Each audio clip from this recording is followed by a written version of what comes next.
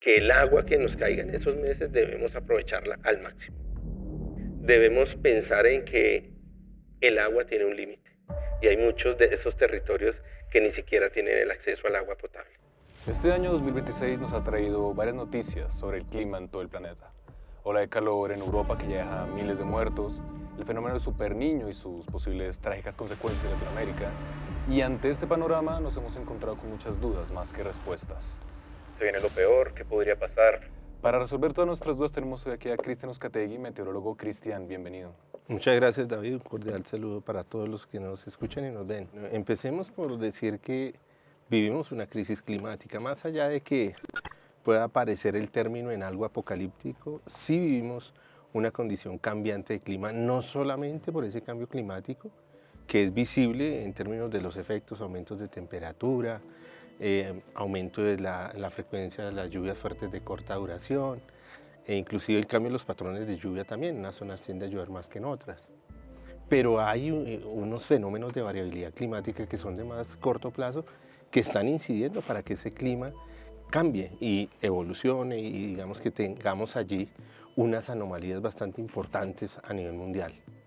Ahora bien, el clima como tal se define como el estado medio de la atmósfera y dado básicamente por series de datos, normalmente de 30 años, que permiten determinar justamente esa condición media de los elementos como la precipitación, la temperatura, la humedad, más allá de que los más reconocidos para establecer el clima en una zona del mundo es básicamente la precipitación y la temperatura. Cada año escuchamos de una ola de calor, de incendios en España, Portugal. Este año es diferente y ¿por qué se siente con más fuerza que en años pasados? Viene siendo, digamos, con una tendencia al incremento y allí no escapa justamente esos efectos de cambio climático. El aumento de temperatura no es estático, evoluciona progresivamente con valores cada vez más altos en relación con el promedio de la última serie de Organización Meteorológica Mundial que tiene como estándar. Y digamos que esa serie, que es 91-2020, 1991-2020, 30 años para determinar unos promedios que al final, digamos, lo que se demuestra año a año es si están por arriba o por debajo de esa condición media. Y en esa medida hemos venido teniendo desde hace 30, 40, 50 años una tendencia al aumento de temperatura. Entonces, ante ese aumento de temperatura, lógicamente también hay unos cambios en la interacción océano-atmósfera, porque ese calentamiento que se siente en el aire justamente ha venido calentando los océanos y en esa medida las corrientes oceánicas y las corrientes atmosféricas han venido teniendo cambios y en esa medida también justamente para el tema del hemisferio norte y en especial lo de Europa, hay un sistema allí que es un anticiclón que normalmente está en época de verano, un anticiclón que finalmente es un sistema de presión, pero ese anticiclón se ha venido fortaleciendo y se fortalece en la medida que justamente esas condiciones oceanoatmosféricas y esas corrientes cambian y al fortalecerse se amplifica y se estaciona allí un poco, porque más allá de que pueda presentarse durante un día, lo que ha venido sucediendo es que persiste el sistema durante varios días y con ello la ola de calor se incrementa. Que va subiendo año a año. Me dice, ¿estamos viviendo la peor ola de calor, las peores temperaturas? Probablemente en zonas de Europa sí. Digamos que tengo en mente un dato en Siberia hace unos 3, 4 años de 38 grados. Siberia está bastante al norte en términos de latitud y 38 grados, digamos, en medio de una estacionalidad que al final puede ser verano, para esas latitudes terminan siendo anomalías muy altas en relación con esos promedios a los cuales me he referido. Entonces, en esa medida, digamos que la tendencia al aumento de temperatura es a nivel mundial y lógicamente Colombia inclusive no escapa a ello. En Colombia, los estudios que ha realizado el IDEAM hablan por sí solos frente a que esa condición de temperatura ahora es más alta de lo que teníamos años atrás. Bueno, estamos viendo hace poco los incendios que están pasando en España y Portugal puntualmente. Se hablaba de un fenómeno que, bueno, usted me corregirá, que estos incendios estaban afectando el clima a su alrededor. ¿Esto por qué puede pasar? ¿Por qué pasa? Bueno, allí hay varias connotaciones, ¿cierto? Y es que los incendios por el mismo humo que generan pueden ocasionar cambios a nivel de presión en las partes bajas de la atmósfera, es decir, muy cerca a la superficie terrestre. Al haber un calentamiento, esas masas de aire ascienden y al ascender se enfrían y pueden generar inclusive nubes de gran desarrollo vertical que generan rayos, y se han visto en muchas ocasiones que esos mismos rayos que no generan lluvias sí pueden seguir ocasionando incendios en la medida que llegan a la superficie y pueden generar más combustión en medio de una vegetación que se acartona por esa tendencia seca, por ese aumento de temperatura, y en esa medida los incendios cada vez pueden ser más significativos y lógicamente pueden tener una implicación y una influencia en las condiciones atmosféricas y meteorológicas que pueda haber en un determinado territorio e inclusive no solamente a nivel local, sino regional. Okay, usted mencionaba por qué esto está pasando en Europa, pero ¿por qué no pasa en otras partes del mundo? Y de paso aprovecho para meter una pregunta ahí que mucha gente tiene esa gran curiosidad, ¿no? ¿Por qué en Europa, en Estados Unidos, hay estaciones, digamos, tan marcadas, invierno, verano, otoño, primavera, y en países como Colombia, Venezuela, toda esta zona no las hay, o no así de marcadas? Correcto. Vamos a empezar por la última. Y es que, digamos que las estaciones son el resultado de dos factores. El primero de ellos, el movimiento de traslación de la Tierra alrededor del Sol. Y el segundo, la inclinación del eje de la Tierra. Esa inclinación del eje de la Tierra, que es de 23.5 grados aproximadamente, al cruzarlo con la latitud y el movimiento de traslación, da lugar a que en cierta época del año haya una zona de más exposición a la radiación solar. Para el caso dado del hemisferio norte a mitad de año, que tenemos allí la estación de verano, ¿cierto? Y hacia final de año, la mayor exposición de la Tierra en relación con el Sol está hacia la parte sur. Y por eso la estación de verano para el hemisferio sur se da hacia final de año, y por eso hacia final de año en el hemisferio norte están bajo condiciones de invierno, es decir, son los dos polos opuestos, ¿cierto?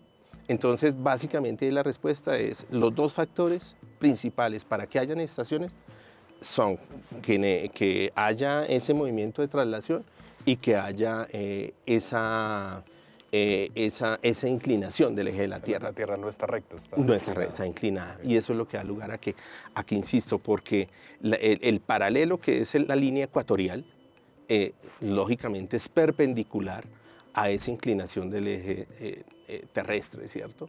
Entonces, en esa medida tenemos, insisto, mayor exposición a la radiación.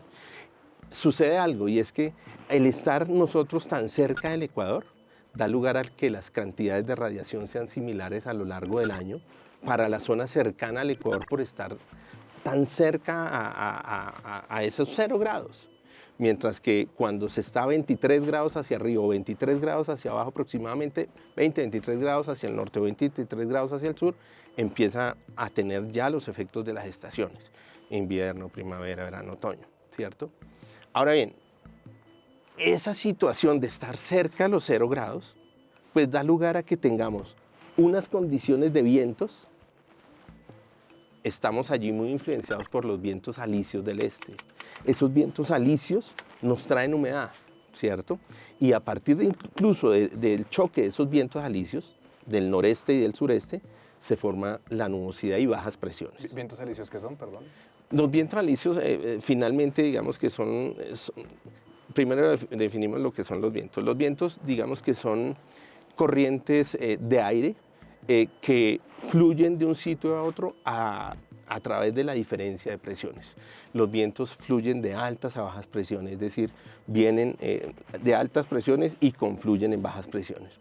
Pero digamos que esos alisios, que al final digamos que es el nombre que se le da a los vientos que están cerca a la línea ecuatorial, confluyen, y esa confluencia genera la zona de convergencia intertropical, que es la que ocasiona las lluvias en nuestro país, que es la que genera las 2 temporadas de lluvia, abril, mayo con pico allí y octubre, noviembre con un pico allí para la zona andina, mientras que para la Orinoquía hay la influencia de esa misma zona de confluencia, pero entrando desde el sur, y por eso en el oriente del país, en Orinoquía y en Amazonía, el comportamiento es más monomodal, es decir, que el pico de lluvia, el más fuerte, va aproximadamente entre mayo y julio-agosto. ¿Por qué ha sido tan fuerte en Europa y por qué no en Estados Unidos? Sucede que digamos que hay una circulación atmosférica que está siempre allí, y las altas presiones en esta época que es de verano en el hemisferio norte, es decir, es normal que hayan temperaturas altas, pero no tan altas.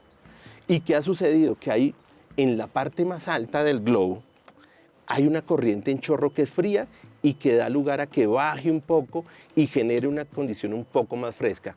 Resulta que la alta presión ha generado un bloqueo tan fuerte de que esa corriente en chorro no baje, y en esa medida las condiciones secas y las condiciones de poca humedad se favorezcan y se amplifiquen justo allí, mientras que en el otro lado, hacia otras zonas del hemisferio norte, digamos, que no ha habido esa condición de esa corriente en chorro y esas masas de aire frío del polo norte, ¿no? O sea, la ola de calor en Europa, no mala suerte, pero es una combinación de varios factores, me parece. Total. Empezando por la estacionalidad, es la época de verano, sí, pero ha sido persistente y con temperaturas por encima de lo normal. ¿Ya había pasado esto antes? Sí, ya había pasado. ¿A este nivel, quiero decir? Digamos que es probable que esta haya sido un poco más fuerte, pero hace unos 2, 3, 4 años venimos hablando de lo mismo. Y si no allá, también en zonas de Estados Unidos, por ejemplo, inclusive los incendios que se dieron hace unos años ahí en la zona de California, que fueron bastante fuertes, fue asociado a una ola de calor significativa sobre el occidente de los Estados Unidos, ¿no? Ok, volviendo al tema de la inclinación de la Tierra, y que estamos en la mitad, ¿por qué para nosotros, los países en América Latina, tenemos tantas lluvias, pero los mismos países en la misma línea del Ecuador, en lo que podría ser África? Hace poco veamos una noticia de que ya ni los camellos en ciertas zonas están aguantando los más de 50 grados a los que están llegando. ¿Por qué en África y en ciertos países de África, a pesar de estar en la misma línea del Ecuador, no llueve tanto, no tiene el mismo clima que acá en Latinoamérica tenemos? Bueno, básicamente digamos que en esas zonas existen unos sistemas meteorológicos donde se favorece esa zona de, digamos, no de convergencia, como estando en una latitud que puede ser similar, ellos estando un poco más altos, pero al final digamos que tienen unas condiciones meteorológicas asociadas a altas presiones, especialmente para unas épocas del año en donde se favorezca que poco llueva, también por todo lo que es la superficie de los desiertos que hay, y digamos que no se generan los intercambios de calor que sí puede haber en zonas donde hay vegetación. Y para el caso de toda Sudamérica, en el caso de Colombia, se ve muy favorecido por lo que es la Amazonía. Entonces digamos que confluyen también varios factores para que esa situación sea allí, para que sea muy diferente. Entonces, si te das cuenta, el clima de un punto en la Tierra no depende de una sola cosa, depende de varios factores. Y en esa medida también puede depender de fenómenos de variabilidad climática que incidan para que las condiciones puedan ser más secas o más lluviosas. Aquí tal vez estamos viendo una ola de calor, pero se ha hablado mucho del fenómeno del superniño. Cada año escuchamos el fenómeno del niño, esta vez están hablando del fenómeno del superniño. ¿Qué ha cambiado en este año para que le hablen así? Primero, digamos que se le dan una serie de superlativos, ¿no? Como meganiño, Godzilla, superniño, pero digamos que en el argot técnico no existe esa categoría. En el argot técnico existe el niño débil, el niño moderado, el niño fuerte o muy fuerte. Sucede adicionalmente que esas intensidades están dadas en buena parte por el calentamiento del océano, ¿sí?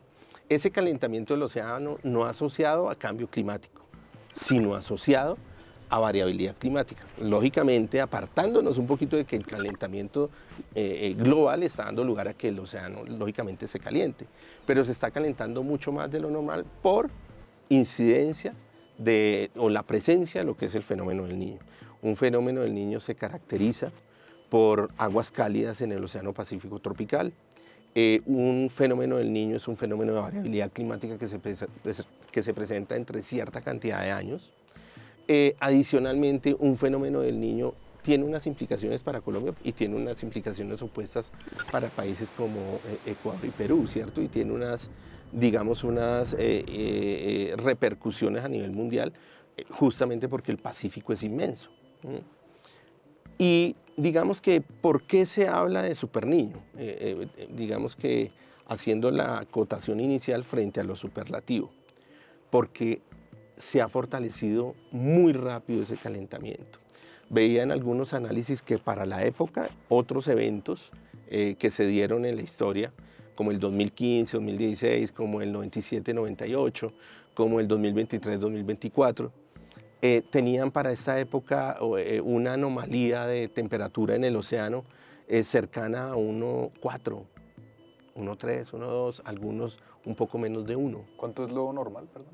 Lo normal es estar cerca de 0 en términos de anomalía. ¿Qué es la anomalía? Básicamente la temperatura del océano puede tener valores de 25, 26, 27, 28, 29 grados. Y es inclusive un poco más bajos, en zonas cercanas a la costa por una corriente que se llama la corriente fría de Humboldt. Esa corriente que es oceánica, es decir, de agua, que viene del polo sur y se va hacia la parte norte, bordeando toda la costa occidental de Sudamérica y justo en Perú y Ecuador, gira al oeste, ¿sí? Ahí digamos que se tienen aguas frescas. ¿Qué sucede cuando hay un niño? Que las aguas cálidas que normalmente están en el occidente empiezan por el viento, porque los alisios se debilitan, empieza a soplar más desde el occidente y estas aguas cálidas empiezan a hacerse mucho más fuertes y digamos, a extenderse a buena parte del Pacífico, y las aguas frescas que normalmente vienen aquí se atenúan.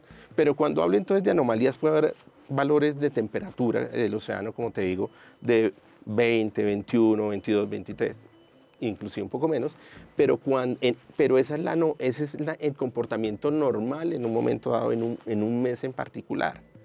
Sucede que para un año como el niño, esos valores de 21 ya no son de 21, sino de 22, de 23. El de 21 ya no es de 21, sino de 22 o 23. Esa es la anomalía, 1 o 2 grados más arriba de esa condición media. Y entonces, volviendo a lo que sucedió históricamente en relación con lo que está pasando en este año, ya esa anomalía va arriba de 2,3, 2,3. Ha sido muy rápido. Y los modelos desde hace varios meses lo han mostrado como todos con una tendencia a superar ese valor de 2 grados, que es, como lo señalaba en el comienzo de la pregunta, el niño débil, la anomalía está entre 0,5 y 1. El moderado entre 1 y 1,5. El fuerte entre 1,5 y 2. Y el muy fuerte mayor a 2. Y resulta que este lo han llevado de hace tiempo mayor a 2 e inclusive lo han acercado a 3 o un poco más. Y por eso entonces, digamos que se ha venido dejando la señal, especialmente por esa condición mediática que hay en redes sociales y la coyuntura que generan todo este tipo de noticias, pues al final se trata un poco de dar un superlativo que al final, insisto, en el argot técnico no existe, pero que sí puede dejar en realidad una señal de que puede ser uno de los eventos más fuertes de la historia. Puede ser de los eventos más fuertes de la historia, pero que aún viene lo peor. Es lo que se dice en redes sociales precisamente. ¿Qué tan cierto puede ser esto? Es que, David, hay una cosa, y es que la intensidad está dada por ese calentamiento en el océano, pero otro tema son los efectos. Me preguntaban ayer del diario El Comercio de Perú, pero es que el niño 2015, 2016 aquí no fue tan fuerte. Y entonces le decía, no, es que lo que ustedes vieron allá fueron los efectos, pero el niño en el Pacífico tropical, por su intensidad en el calentamiento, sí fue muy fuerte.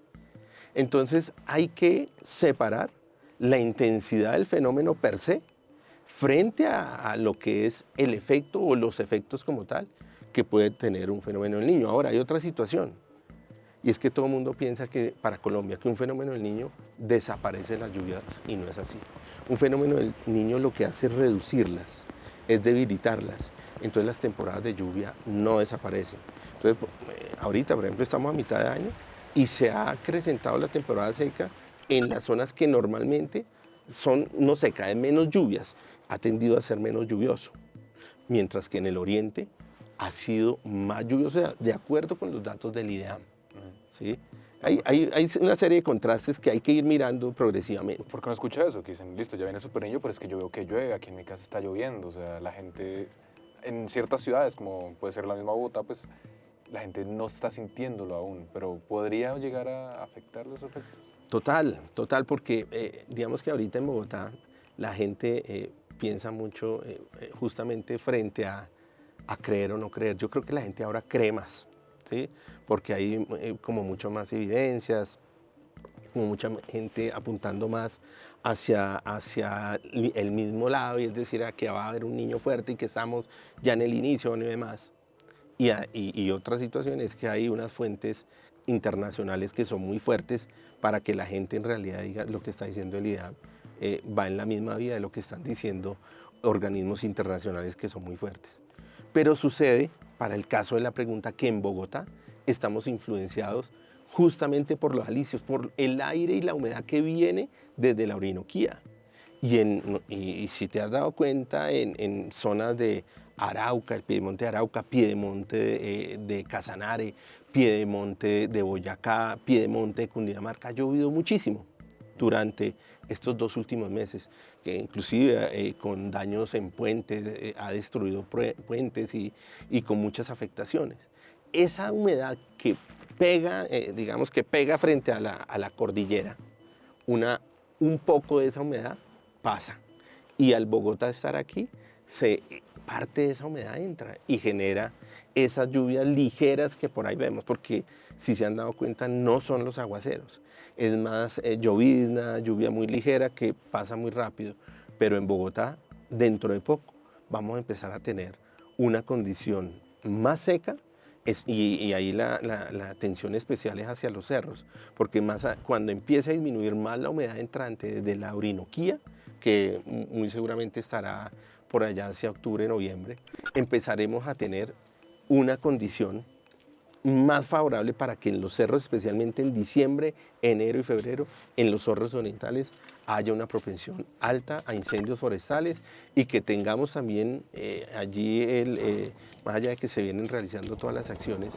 frente al uso eficiente y racional del recurso hídrico y el energético, pues allí es donde vamos a ver si en realidad todas esas acciones y todos esos lineamientos pues han dado el resultado hacia que no tengamos problemas en términos de racionamiento, ¿no? Y ya saliendo también de Colombia y Latinoamérica, ¿qué zonas podrían ser las más afectadas? Normalmente un fenómeno del Niño para nosotros en el país genera déficit de lluvia y aumentos de temperatura. El aumento de temperatura, y quiero hacer aquí un paréntesis muy importante, y es que sumado al cambio climático, el aumento de temperatura frente a un niño da lugar a que la evaporación de los cuerpos de agua, cuando hablo de cuerpos de agua no solamente hablo de lagos, lagunas, sino de los ríos, pues haya más evaporación.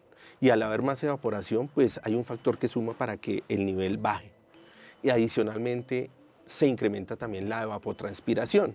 Y esa evapotranspiración finalmente está dada por todos esos organismos que están en los suelos, y la vegetación y los cultivos, los árboles necesitan más agua.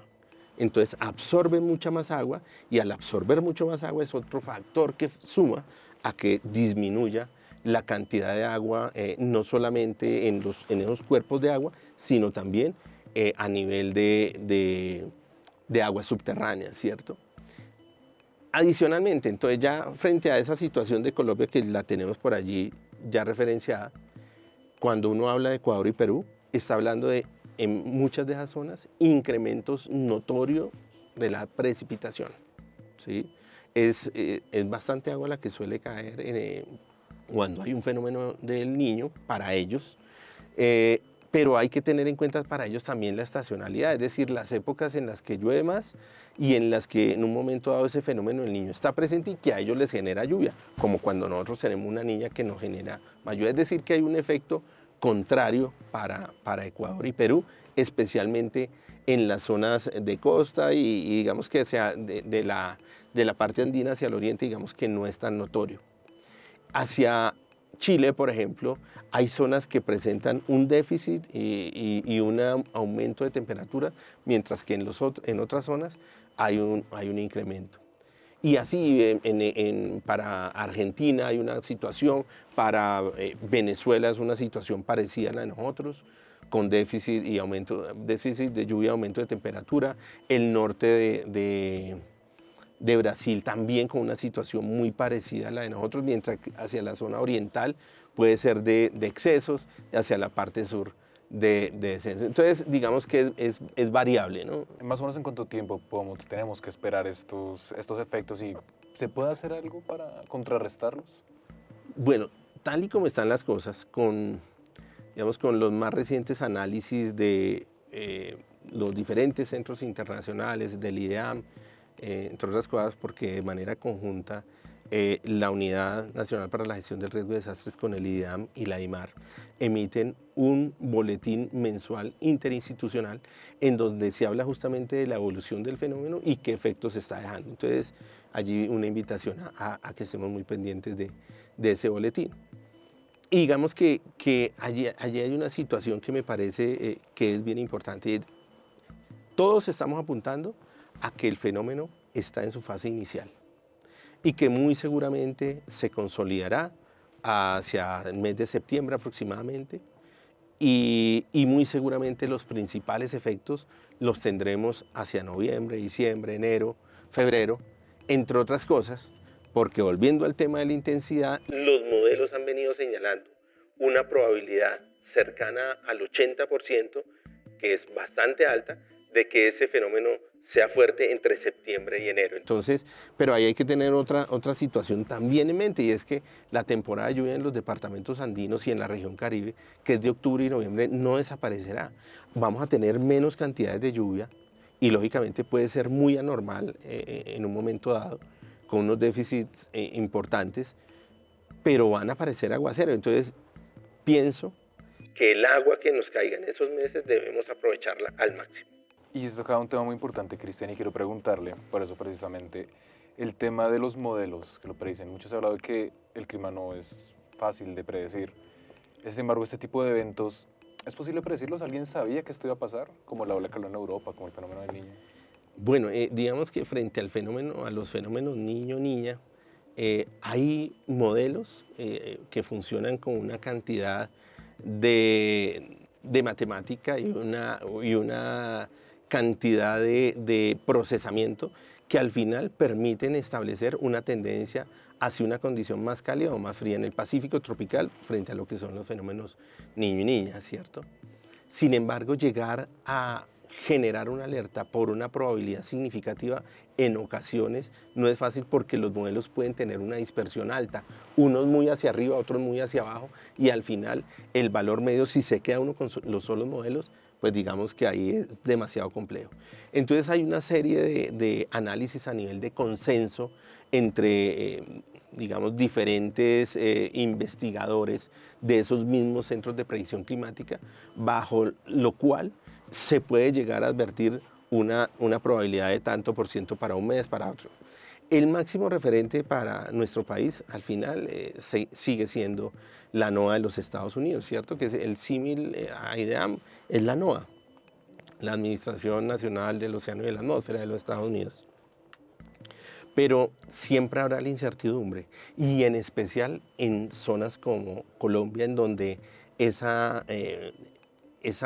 estar tan cerca a la franja intertropical, pues da lugar a que haya muchas cosas cambiantes, el tener ese sistema cordillerano, esas tres cordilleras, el tener el Atlántico allí, en esa intersección, estar Colombia entre el Atlántico y el Pacífico, pues da lugar a que tengamos una serie de factores que influyan para que los pronósticos y las predicciones no sean tan fáciles de llevar. Sin embargo, ha venido incrementándose notoriamente la certidumbre frente a lo que puede suceder. Y esto, lógicamente, insisto, por todo lo que se ha venido dando en términos de aumento a nivel de tecnología, ahora lo que se ha venido dando en todo lo que es la inteligencia artificial, todo lo de machine learning, que suma para que la certidumbre cada vez pueda ser mucho más alta. Quería hablarle un poco de la terminología Porque muchos han hablado, y se usa casi como si fueran los mismos términos, el tema del fenómeno del Niño y el calentamiento global. ¿Cuál es la diferencia, o si tiene que ver, usted me corregirá, el calentamiento global con esto que está pasando en nuestra región? Ok. Sí, digamos que Cuando uno habla del fenómeno del Niño es variabilidad climática y no cambio climático. ¿puede haber alguna relación? Es probable que sí. Como que me digan que los fenómenos ahora niños son más intensos que hace 30, 40, 50 años. Es probable que sí. Pero que podamos decir que es que aparecen ahora con más frecuencia que antes, no tanto. Entonces, los fenómenos niño y niña aparecen con una recurrencia entre 3, 5, 7 años aproximadamente.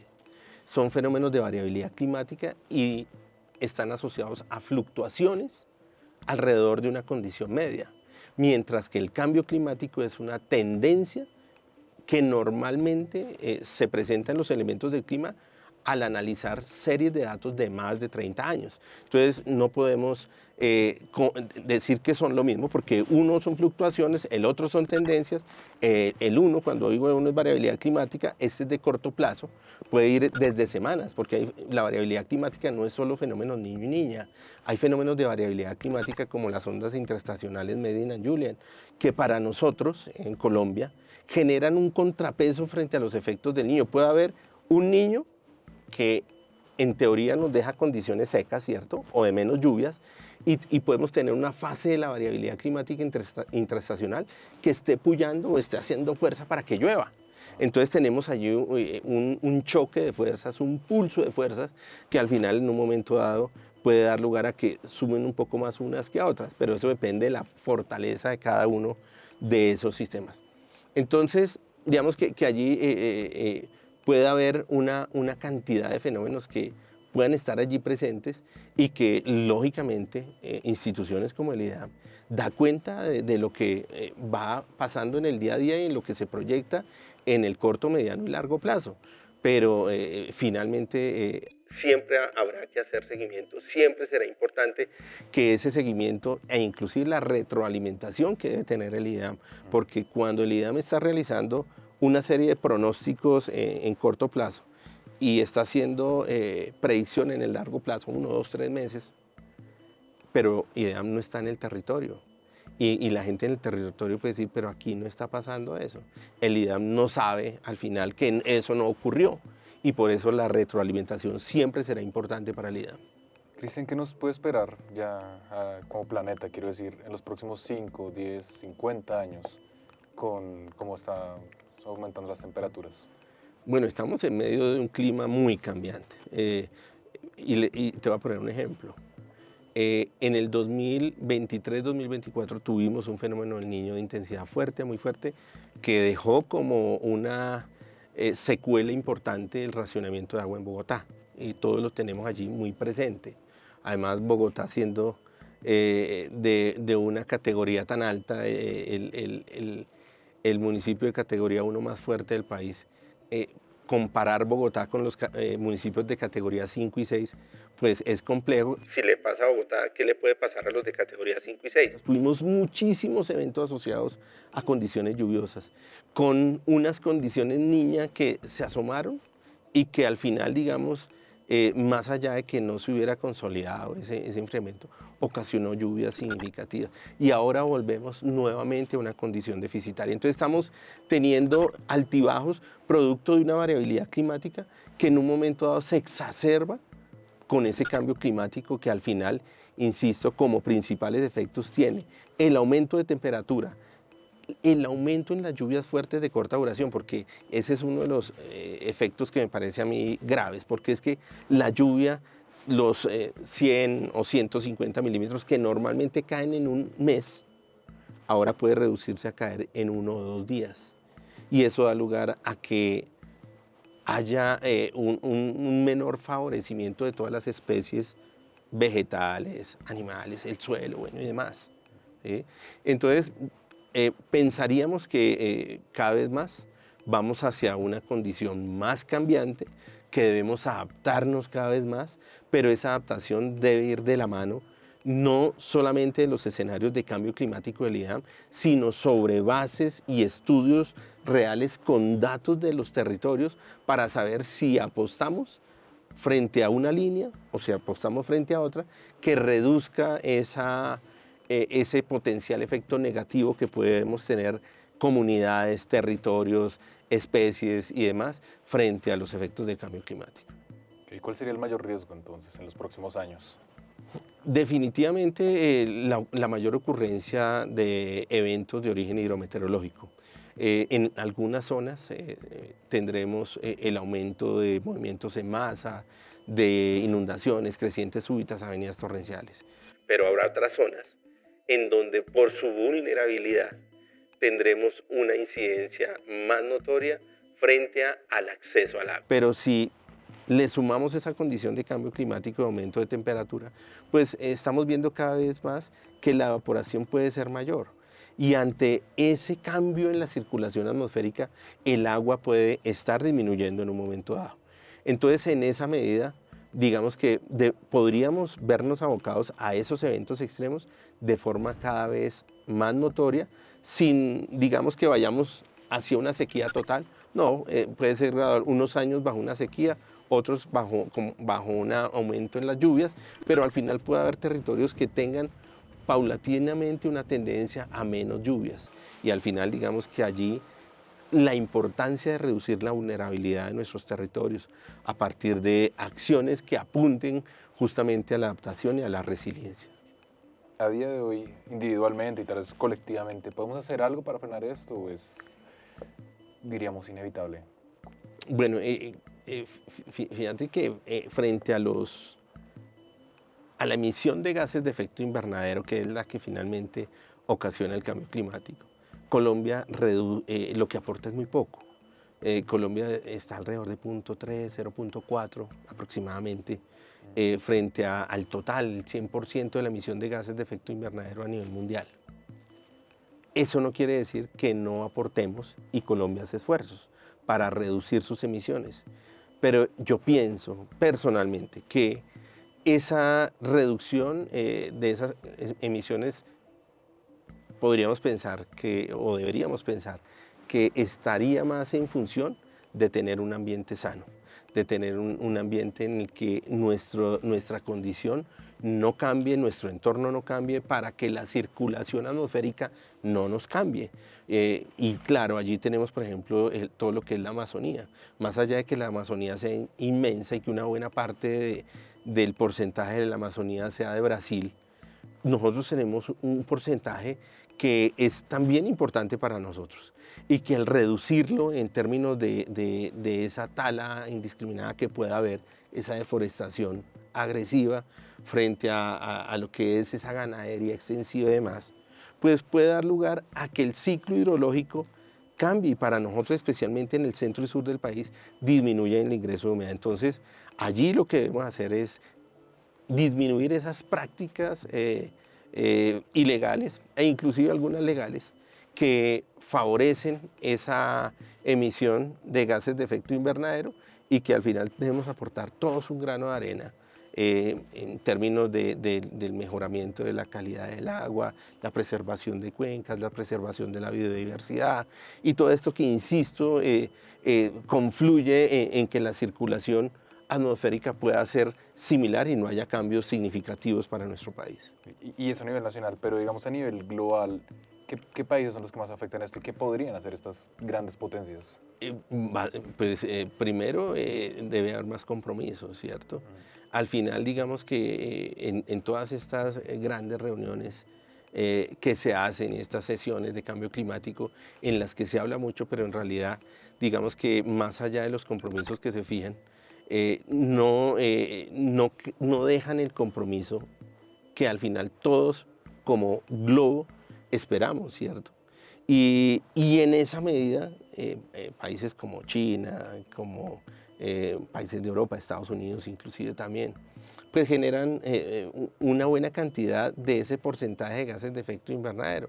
Pero si el tema no es vinculante y si el tema no es bajo un compromiso bien tácito frente a la emisión, pues al final digamos que seguiremos con pañitos de agua tibia y los países que menos emitimos, los más pobres, los que menos industria tenemos, pues al final digamos que nos podemos comprometer a mucho y al final digamos que el aporte pueda que no sea tanto a nivel de globo, más allá de que, insisto, para nosotros como país, como territorio, podamos tener, digamos, ciertos resultados que favorezcan un mejor entorno, ¿no?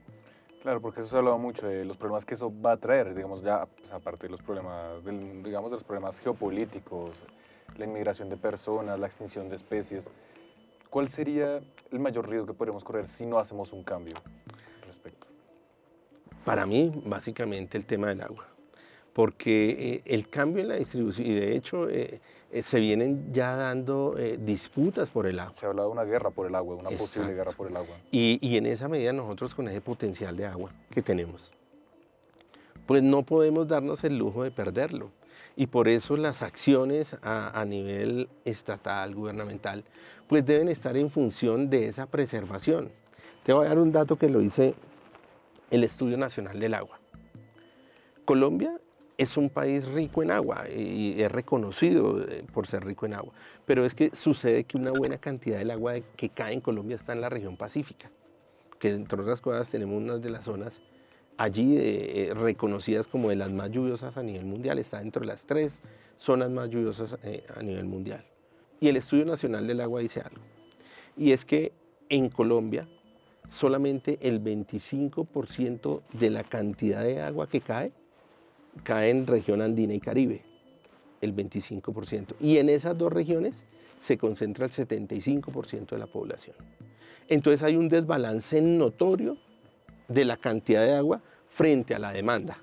Y es que esa demanda no solamente se da por el agua que consume cada persona, sino todo lo que gira alrededor de la producción y digamos, todo el tema sectorial, ¿no? Que al final todos requerimos de una forma u otra agua. Entonces, en esa medida, Cada vez puede haber un mayor estrés hídrico a nivel de agua en región andina y Caribe.